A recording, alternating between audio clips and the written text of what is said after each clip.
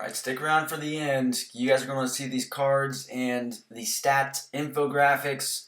Made a little bit of an upgrade. I think you guys are going to like it a lot. But War 2 here, we're up against Super Andromeda Scrolls, SAS. We love these guys. They are very close friends of For Loki.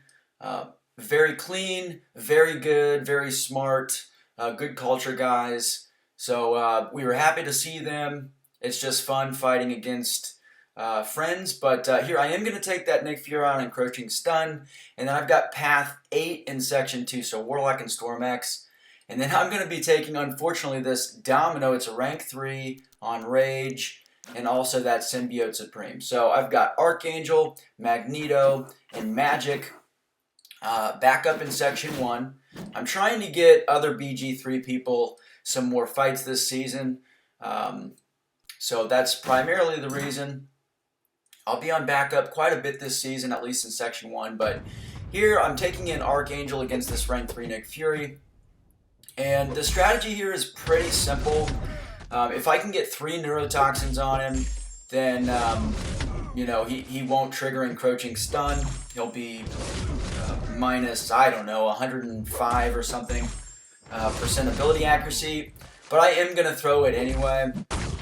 My SP1 I'm in just to be super safe. Plus my neurotoxins dropped there to 2, so there was a decent chance that you know, he could have stunned me there. I do have 5 out of 5 limber in this fight. I've got 5 out of 5 deep wounds. Obviously no suicides, and I've got max precision. I've got 10 out of 10 in the precision tree on offense masteries. Every time Archangel crits, he's got a 40% chance to inflict a bleed. So crit rate is a big deal for him. He's just not going to do a lot of damage to his basic hits. He's just going to stack up a bunch of furies, or I'm sorry, a bunch of bleeds and stuff. So that fight went pretty well. I lost 50% health, but mostly it was block damage. And I didn't go for reparries in that fight to try to build up poisons. I did go for reparries in that fight to try to build up poisons, and that helped too. So, alright, so here we're on the passive heal block path. I made a mistake there, obviously. I thought that I landed a reparry. I assumed it, which I tell our people never to do. Don't assume your parry is going to stick. But I did anyway. Fortunately, the unstoppable buff with Magneto is awesome. Now, I do make a mistake, a tactical mistake in this fight. And I'll talk about that once we get there. Obviously there's heal block, and this node also has redoubled determination. Okay, now I'm going to throw an SP2 here, and that's going to armor break him. Now the armor break is going to increase his combat power rate through redoubled determination. And every time I heavy him, or every time I would get a prowess, so basically anytime I knock him down, as you guys will see here, I'm going to refresh that armor break. Now, I thought that this was going to be a good idea. It was not a good idea, because all it did was it helped him build power a lot faster. You guys can see he's getting about a third of a bar of power every time I heavy him, and I'm going to continue to do it now because of the spacing, and ultimately that was the mistake. The power just kept me kind of cornered. I don't think that I was really at risk in this fight. Even if I took an SP3, it wouldn't really have mattered. But I do think going forward, using Magneto here, I would just do basic hits, and maybe, or obviously I just wouldn't throw my SP2. I would still want to use my heavies, but I just wouldn't want to armor break him because of the power. But alright, here we have a Storm X, and I make another tactical mistake in this fight.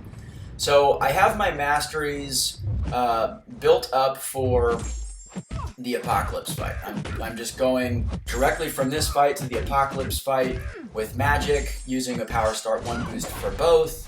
And I love playing Magik with half suicides, meaning the bleed mastery only double edge, and 2 out of 2 in recoil, because if you're not on a passive heal block path, or a heal block path, she's going to do a lot more damage with her specials, and you're going to heal all that recoil damage back when Limbo expires, which is great. But here, it's got a passive heal block. I'm just stupid. So I lose 50% of my health just from the heal block. It's just something that I didn't think about. I wanted to make sure that I had as much attack as possible for this Apocalypse because it's a rank 3. And last war I took a rank 3 and it took, I can't remember exactly, but like 120 hits, something like that. So, actually I think it was over 130 hits. So anyway, he's a really beefy guy. He's going to take a lot of hits. Fortunately, this node does not have heal block. So all it ended up doing was costing me some potions. But I don't think that I could have swapped my masteries between the Storm fight had I taken that fight without suicides and recoil. I don't think that I could have swapped my masteries between that fight and this fight within the window that my Power Start 1 boost still had its time left. So if I had to do it over again, I still would have done the same thing, just because the Power Start 1 boost is a lot more important, and they're a lot more valuable in general than than a few potions or whatever. So no harm, no foul. It was just something that I noticed mid-fight, and I was like, shit, alright. I just need to make sure that I don't get hit because I cost myself quite a bit of health. I ended up talking through this entire fight, but you guys kind of saw me take a similar fight last time. It's got powerful from afar, blah, blah, blah. Doesn't matter with Magik if you can get him locked down. So, alright, this is the fight that I was most worried about. Now, I am using Archangel. He's immune to ability accuracy reduction. However, because of his bleeds, obviously, Domino can convert bleeds to power, as you guys just saw there. She'll shrug them off, and then she'll just get power gain. So, and then that could have been the end of the fight for me, honestly, if she punished. I got really lucky there. That was just a really careless heavy. But I do settle down here, and I'm going to, completely wait out her lucky when she goes lucky. And I'm not going to be repairing in this fight at all because of Domino, obviously. She's got that double medium, so it's a little bit more difficult to repair her anyway. But also, I just don't want to... I don't want to do anything fancy against Domino. I've seen so many times the RNG factor come into play against Domino and her just completely destroy people. I'm trying to be as safe and conservative as possible, and this is also my last fight with Archangel. So I just don't want to die. This war was a pretty close war for quite a while. I think by the time our battle group cleared, the war was either tied or it was within a couple deaths. So it was super close. I could have taken that Punisher with Magneto, but Lags took him with his built-up rank 3 Captain Marvel movie. Just completely nuked him. And then here is another Magik fight. Just want to make sure that we're controlling his power. I used another Power Start 1 boost in this fight, which means that I used 2 Power Start 1 boosts in this fight. Also more Mystic boosts. In hindsight, I did not need to use a Power Start 1 boost. That was... I think it was a mistake. Obviously, it helps in this fight get him locked down, but I don't think that I would have had any issues getting up to an SP2 and getting him locked down without it. And I probably will be using Magik quite a bit this season, and Power Start 1 boosts are to Magik as they are to Corvus. They're super, super important.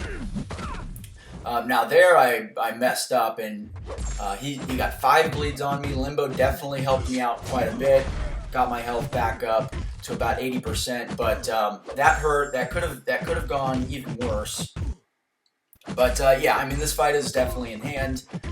Once you get him power locked, as you guys know, the fight is up to you to finish. It's yours to lose, essentially. So if you can get somebody power locked on this node, or on really on any node, if you get somebody power locked and they can be Magik, then you've got to really lose the fight. And I didn't lose that fight, which is good. So I forgot to record the war complete screen, but we finished our battle group with 3 deaths.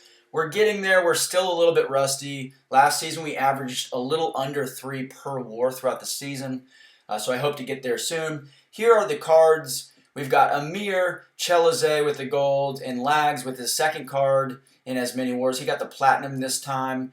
Now let's take a look at a little bit of a rebuilt version of the stats infographic I introduced last war. So I decided to separate the war stats and the season stats. So the war stats, we're just going to look at all the fights that I took, as you guys will see here.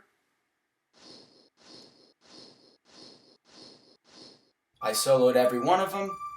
ADR, that little number between nodes and scale, that is the difficulty of the fight.